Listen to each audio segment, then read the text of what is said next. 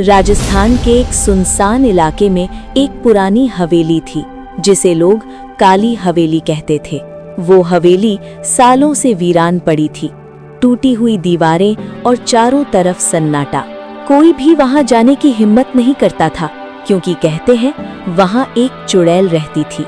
शहर से दूर एक छोटे से गांव में राहुल नाम का एक लड़का रहता था। वो बहादुर था और उसे रहस्यमयी चीजों का सच जानने का शौक था।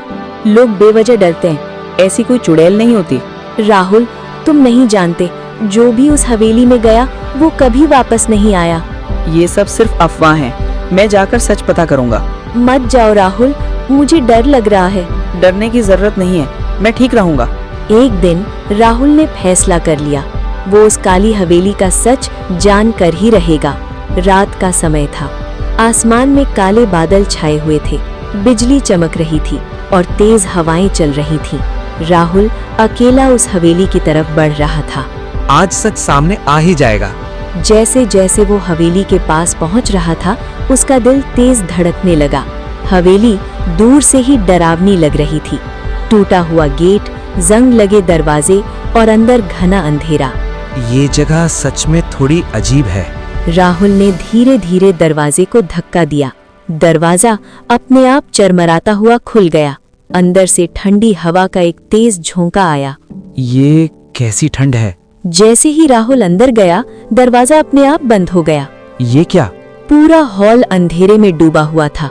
दीवानों पर पुराने निशान थे, जैसे किसी ने गुस्से में खरोंच दिए हों। यहाँ कोई है?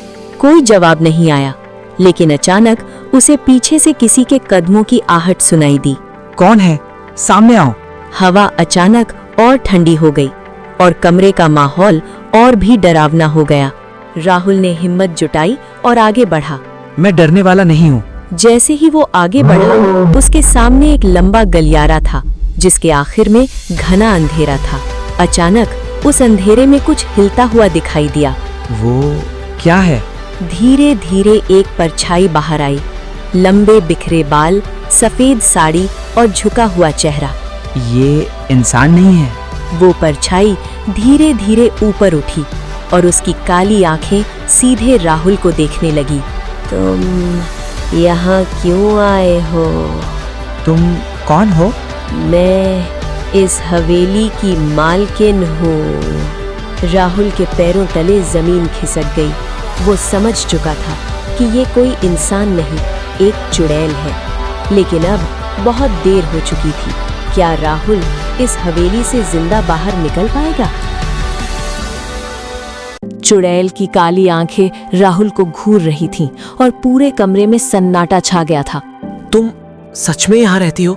मैं यहाँ रहती नहीं, मैं यहाँ बंधी हुई हूँ। राहुल हैरान रह गया। उसके डर के बीच अब सवाल पैदा होने लगे। बंधी हुई? किसने किया ये सब?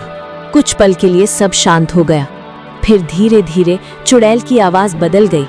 मैं कभी इंसान थी। उसकी आवाज में दर्द था, गुस्सा नहीं।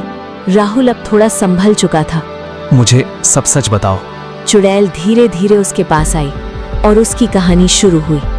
बहुत साल पहले मेरा नाम मीरा था। मैं इस हवेली में अपने परिवार के साथ रहती थी। मीरा एक खुशहाल लड़की थी, लेकिन उसकी जिंदगी में एक दिन सब बदल गया। विक्रम, उसने मुझसे प्यार का नाटक किया। विक्रम एक चालाक और लालची आदमी था। उसे सिर्फ हवेली की दौलत चाहिए थी। जब मैंने उसे सच में चाहा, उसने मुझे धोखा दिया। एक रात विक्रम ने मीरा को इसी हवेली में बुलाया और वहीं उसे मार दिया। उसकी मौत के बाद उसकी आत्मा को शांति नहीं मिली। मैं न्याय चाहती हूँ, बदला नहीं।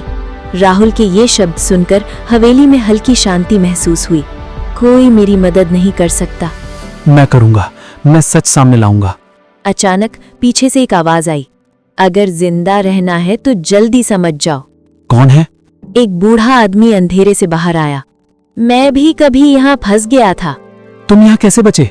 मैंने उसकी सच्चाई समझ ली, इसलिए मैं बच गया। राहुल को अब सब समझ आने लगा था। तो मुझे क्या करना होगा? जिसने इसे मारा, उसकी सच्चाई दुनिया के सामने लानी होगी। राहुल ने चारों तरफ देखा। हवेली अब उतनी डरावनी नहीं लग रही थी, लेकिन खतरा अभी भी था। वो आदमी विक्रम कहाँ मिलेगा? वो अभी भी जिंदा है। राहुल चौंक गया। क्या? वो अब भी लोगों को धोखा देता है। अब ये सिर्फ डर की कहानी नहीं थी, ये सच और न्याय की लड़ाई थी। मैं उसे ढूंढूंगा और सबके सामने सच लाऊंगा। तभी ये आत्मा मुक्त होगी। धीरे धीरे हवेली का माहौल शांत होने लगा, जैसे किसी ने राहुल पर भरोसा कर लिया हो। अगर तुमने धोखा दिया तो तुम भी यहीं फंस जाओगे। मैं वादा करता हूँ, मैं तुम्हें आजाद करूंगा। राहुल हवेली से बाहर निकल गया, लेकिन असली खतरा अब शुरू होने वाला था। धीरे धीरे क्या राहुल विक्रम को ढूंढ पाएगा या वो भी इस खेल का हिस्सा बन जाएगा? राहुल अगली सुबह ही शहर की ओर निकल पड़ा। उसके मन में डर भी था और एक वादा भी। कई दिनों की तलाश के बाद आखिरकार उसे विक्रम का पता मिल गया। तो ये है वो इंसान। राहुल ने दरवाजा खटखटाया। कौन है? मुझे तुमसे कुछ बात करनी है। दरवाजा खुला और सामने खड़ा था विक्रम, एक चालाक और घमंडी आदमी। जल्दी बोलो, मेरे पास ज्यादा समय नहीं है। मीरा को याद है? कुछ पल के लिए माहौल शांत हो गया। कौन मीरा? वही लड़की जिसे तुमने धोखा देकर मार दिया था। तुम्हें क्या लगता है कोई सबूत है तुम्हारे पास? हाँ, उसकी डायरी। राहुल ने डायरी उसके सामने रख दी। विक्रम का चेहरा अचानक बदल गया। ये तुम्हें कहाँ से मिली? काली हवेली से पहली बार विक्रम घबराया हुआ दिखाई दिया। तुम वहाँ गए थे? हाँ, और मैंने सब सच देख लिया। राहुल की आवाज अब मजबूत हो चुकी थी। अब ये सच छुपेगा नहीं। अचानक कमरे का माहौल बदलने लगा। हवा ठंडी हो गई और एक अजीब सन्नाटा छा गया। विक्रम, ये आवाज। मुझे पहचान लिया। विक्रम के चेहरे पर डर साफ दिख रहा था। नहीं, ये नहीं हो सकता। तुमने मुझे धोखा दिया और मार दिया। मैंने कुछ नहीं किया। अब झूठ बोलना बंद करो। राहुल ने सब कुछ रिकॉर्ड करना शुरू कर दिया। अब पूरी दुनिया सच जानेगी। तुम मुझे बर्बाद कर दोगे। जैसे तुमने मेरी जिंदगी बर्बाद की थी। विक्रम घबराकर पीछे हटने लगा। मुझे माफ कर दो, मैंने गलती की। अब बहुत देर हो चुकी है। कमरे में डर और गुस्से का माहौल भर गया और उसी पल विक्रम की सच्चाई का अंत हो गया।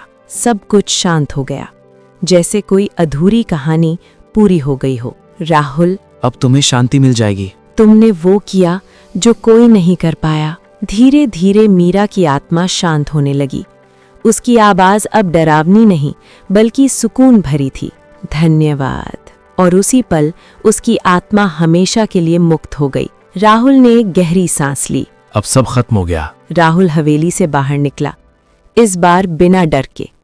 लेकिन जाते जाते उसे एक अजीब एहसास हुआ, जैसे कोई उसे अब भी देख रहा हो। क्या सच में सब खत्म हो गया या अभी भी कोई राज बाकी है?